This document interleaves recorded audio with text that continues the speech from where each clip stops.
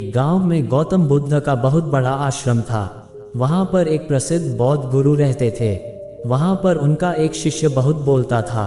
वह हर समय इधर उधर की बातें करता था। जब वह दान लेने के लिए जाता तो हर घर से एक नई कहानी लेकर आता और आश्रम के दूसरे शिष्यों को सुनाता था। एक शिष्य की दूसरे से बुराई करता, चुगली करता और दूसरों के सामने अच्छा बनने का प्रयास करता।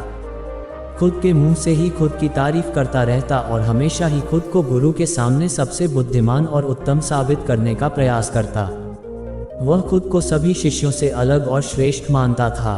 उसका कहना था कि मैं एक अमीर घर का बालक हूँ। अगर मैं चाहता तो एक आरामदायक और सुविधाओं से भरा जीवन जी सकता था, लेकिन मैं वह सब छोड़कर यहाँ आ गया क्योंकि मुझे सत्य की खोज करनी है, खुद को जानना है, जीवन को जानना है। इसीलिए मेरा त्याग तुम सबसे बड़ा है। एक दिन गुरु ने आश्रम के सभी शिष्यों को बुलाकर कहा, आप सभी को अगले 1 महीने के लिए कोई न कोई संकल्प लेना है। इससे आपकी संकल्प शक्ति मजबूत होगी और आप में आत्मशक्ति का संचार होगा। आप सभी अपने सामर्थ्य के अनुसार कोई भी संकल्प ले सकते हैं और यदि 1 महीने से पूर्व आप में से जिसका भी संकल्प टूट जाएगा तो वह अपनी पुरानी दिनचर्या में वापस आ जाएंगे। सभी शिष्यों ने अपनी शक्ति के अनुसार छोटे बड़े संकल्प लिए और गुरु को अपने अपने संकल्प के बारे में बताकर वहां से चले गए। लेकिन वह शिष्य जो खुद को सबसे अलग और बड़ा दिखाना चाहता था, वह सीधे गुरु की कुटिया में पहुंच गया और बोला, मैं कोई छोटा मोटा संकल्प नहीं लेना चाहता, बल्कि खुद की ही जैसे एक बड़ा और महान संकल्प लेना चाहता हूँ। कृपया आप ही बताएं क्या संकल्प लेना चाहिए। उसकी यह बात सुनकर गुरु मुस्कुराए और बोले, क्या तुम मेरे द्वारा दिए गए संकल्प को पूरा कर पाओगे? क्या तुम्हारे लिए उसे पूरा करना संभव होगा? शायद नहीं, वह तुम्हारे लिए संभव नहीं है। तुम उसे पूरा नहीं कर पाओगे, इसीलिए तुम खुद ही कोई संकल्प ढूंढो। शिष्य ने कहा, नहीं गुरुदेव, आप जो भी संकल्प मुझे देंगे मैं जरूर उसे पूरा करूंगा। गुरु ने कहा, ठीक है, तो तुम अगले 1 महीने तक चुप रहोगे, मुंह से एक शब्द भी नहीं निकालोगे, यही तुम्हारा संकल्प है। शिष्य ने कहा, गुरुदेव, ये भी कोई संकल्प है? ये तो बहुत ही आसान है, 1 महीने तक चुप ही रहना है। आप कोई बड़ा संकल्प दीजिए जो मेरी योग्यता के लायक हो, जिसे पूरा करने में मुझे समस्या हो। गुरु ने कहा, पहले तुम इस संकल्प को तो पूरा करके दिखाओ। शिष्य ने गुरु की बात मान ली और वह उसी समय चुप हो गया और पलटकर कुटिया से बाहर चला गया। उसे चुप रहना बहुत आसान लग रहा था। उसने एक दिन तो जैसे तैसे चुप रहकर काट लिया, लेकिन दूसरे दिन से उसके मन में ना बोलने का बोझ बढ़ने लगा। तीसरे दिन उसे भारीपन महसूस होने लगा और चौथे दिन उसके अंदर एक अजीब सी बेचैनी होने लगी, क्योंकि आसपास आश्रम के सभी शिष्य एक दूसरे से बातें कर रहे थे।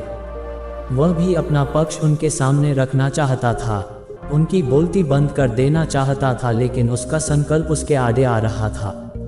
इसीलिए वह पूरे दिन सिर्फ मुंह और आंखें बनाता रहता। इसी तरीके से कुछ दिन और बीते और वह शिष्य बीमार पड़ गया। उसका सिर फटा जा रहा था, उसका खाने पीने तक का मन नहीं कर रहा था, वह सिर्फ बोलना चाहता था। वह गुरु के पास गया और उनके सामने बैठकर लिखकर उन्हें बताया, गुरुदेव, मैं बोलना चाहता हूँ, बिना बोले मुझे सांस नहीं आ रही, मेरा दम घुटता जा रहा है, मैं अंदर ही अंदर पागल हुआ जा रहा हूँ, मैं क्या करूँ? संकल्प तोड़ दूँ क्या? ये पढ़कर गुरु मुस्कुराए और बोले, संकल्प तो तोड़ने के लिए ही होते हैं, लेकिन जो अपने संकल्प को पूरा कर लेता है वही अपनी आंतरिक शक्ति को बढ़ाता है, और जो अपनी आंतरिक शक्ति को बढ़ा लेता है वह समाज और जागृति की राह पर आगे बढ़ जाता है। संकल्प का लेना भी तुम्हारे हाथ में था और इसे तोड़ना भी तुम्हारे ही हाथ में है। तुम्हारे बहुत से भाई अपने संकल्प को तोड़कर अपनी पुरानी दिनचर्या पर वापस आ चुके हैं। अगर तुमसे नहीं हो पा रहा तो तुम भी संकल्प तोड़कर अपनी पुरानी दिनचर्या पर वापस जा सकते हो। लेकिन याद रहे, अगर आज तुम इस छोटे से संकल्प को नहीं संभाल पा रहे तो तुम अपनी बाकी की पूरी जिंदगी को कैसे संभाल सकोगे? बाकी फैसला पूरी तरह से तुम्हारे हाथों में है। गुरु की यह बात उस शिष्य के दिल में चोट कर गई। वह बिना कुछ बोले वहां से वापस चला गया और खुद को अपनी कुटिया में बंद कर लिया। वह केवल अपने जरूरी कामों के लिए ही कुटिया से बाहर निकलता, बाकी सारे समय कुटिया के अंदर ही बैठा रहता। 15 दिन बीत चुके थे और आश्रम के लगभग सभी शिष्यों का संकल्प अब तक टूट चुका था, लेकिन उसका संकल्प अभी भी जारी था। संकल्प लेने के बाद से अब तक उसने एक शब्द भी नहीं बोला था। सारा आश्रम हैरान था कि इतना बोलने वाला इंसान चुप कैसे हो गया। 15 दिन बीतने के बाद वह दोबारा अपने गुरु के पास गया और लिखकर बताया है, गुरुदेव, मैं बाहर से तो चुप हूँ, लेकिन मेरे भीतर बहुत सी आवाज़ें हैं, बहुत सी चीख पुकार और शिकायतें हैं। मैं अंदर ही अंदर बात करता रहता हूँ। मेरा मन तरह तरह के प्रश्न पूछता रहता है। मैं बाहर से जितना मौन हूँ, भीतर से उतने ही शोर शराबे से भरा हुआ हूँ। क्या इस तरह से मेरा संकल्प अभी भी जारी है?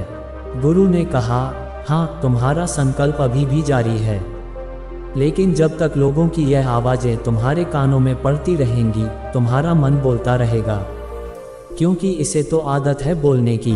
तुम भले ही बाहर से चुप रहो, लेकिन तुम अंदर ही अंदर बोलते रहोगे।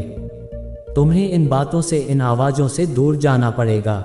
शिष्य गुरु को प्रणाम कर वहाँ से चला जाता है और सुबह होते ही अपनी कुटिया छोड़कर जंगल की तरफ चला जाता है। कई दिन बीत जाते हैं, संकल्प का समय भी पूरा हो जाता है, लेकिन शिष्य लौट कर नहीं आया।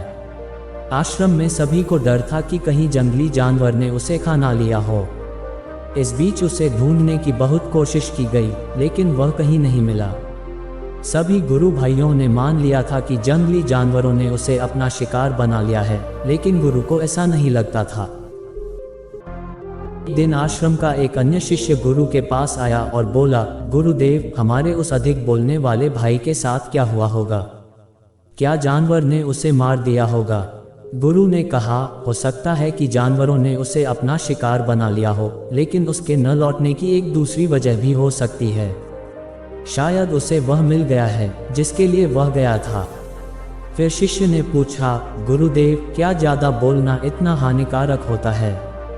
गुरु ने कहा, इंसान के जीवन के बहुत सारे दुखों में से एक दुख ये भी है कि वह कभी चुप नहीं रह सकता, हमेशा कुछ ना कुछ बोलता ही रहता है।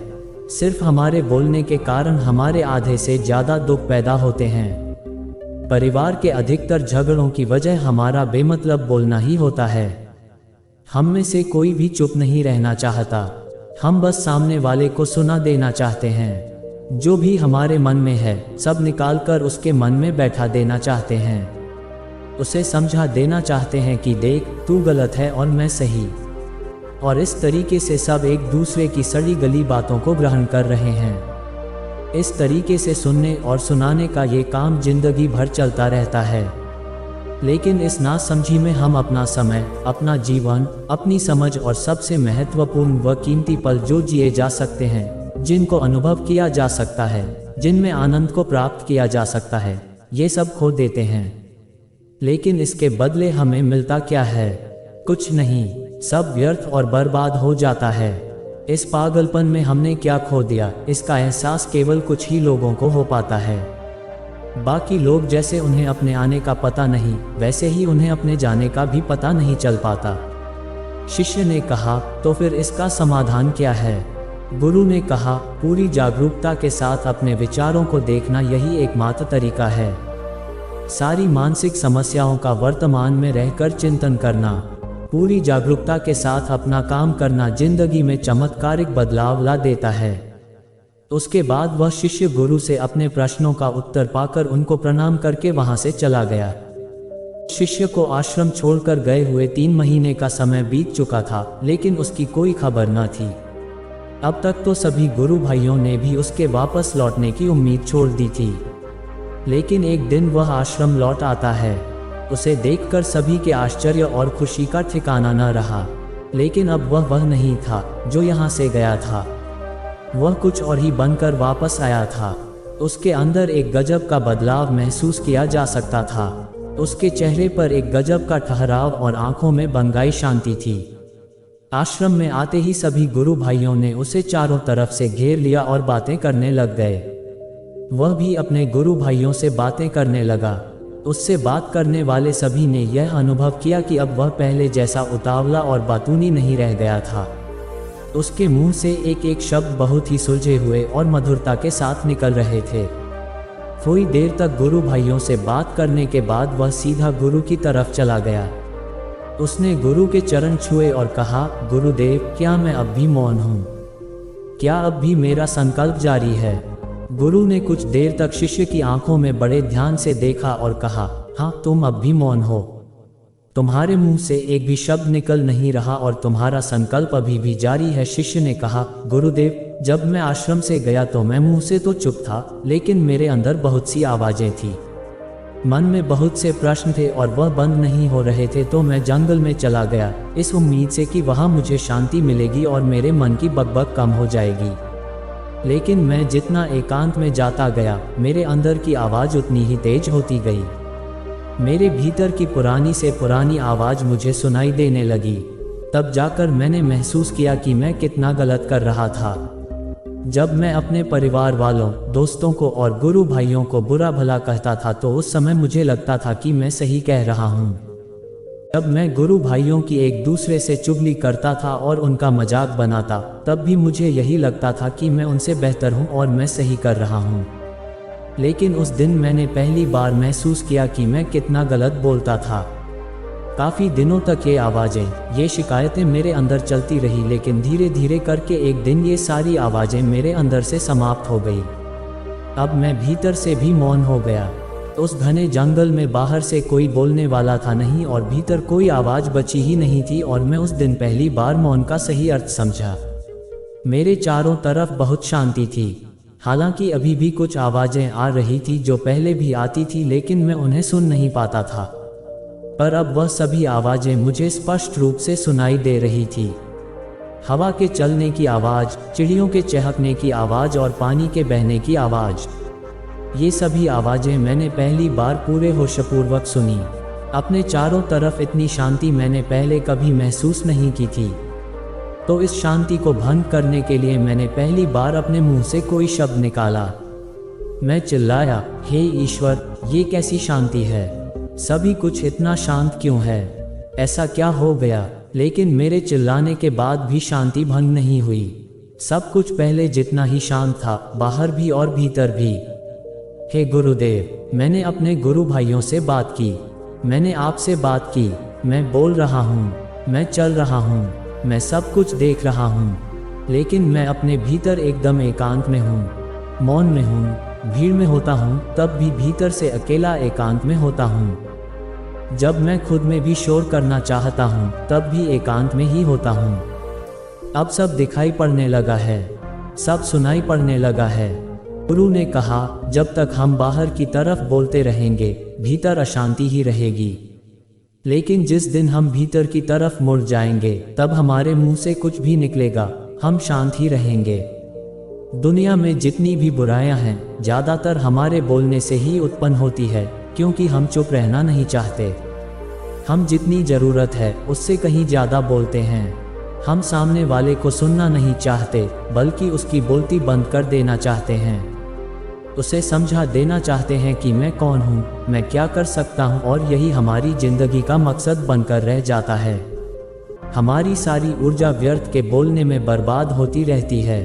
ऐसे ही समाज में लोगों का जीवन दुखों से भर जाता है, जो हमेशा एक दूसरे को सुनाने में लगे रहते हैं।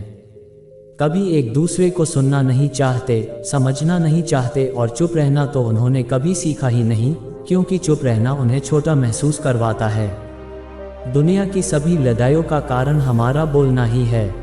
इसलिए हमें सिर्फ उतना ही बोलना चाहिए जितना जरूरी हो, क्योंकि व्यर्थ का बोलना ऊर्जा को नष्ट करना है, और यह बोलना ही हमें कभी अपने भीतर की ओर लौटने नहीं देता, क्योंकि यह हमें बाहर की ओर खींच कर रखता है, और बाहर है ही क्या इस संसार के अलावा। लेकिन अगर अपने भीतर के संसार की ओर मोड़ना है तो इस मुंह को बंद ही रखना चाहिए।